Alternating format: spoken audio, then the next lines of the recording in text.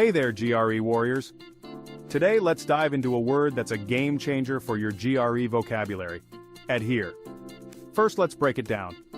Adhere means to stick firmly to something.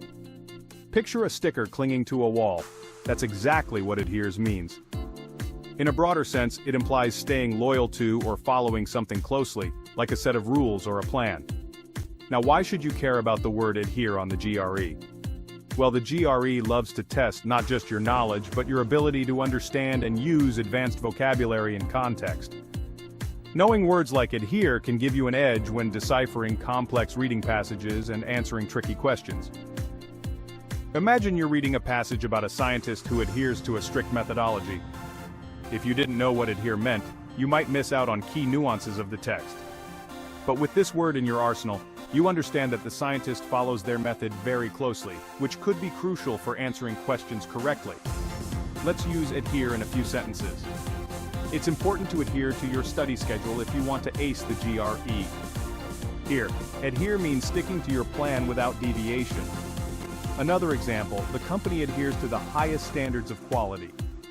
This shows that the company is committed to maintaining those standards consistently.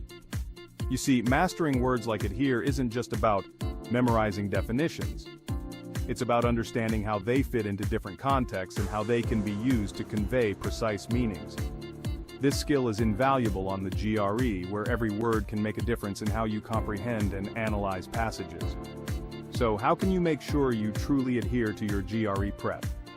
Create a study plan and stick to it. Use flashcards to drill vocabulary daily.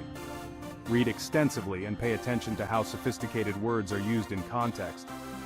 Apps like Anki or Quizlet can be incredibly helpful for this. And remember, consistency is key.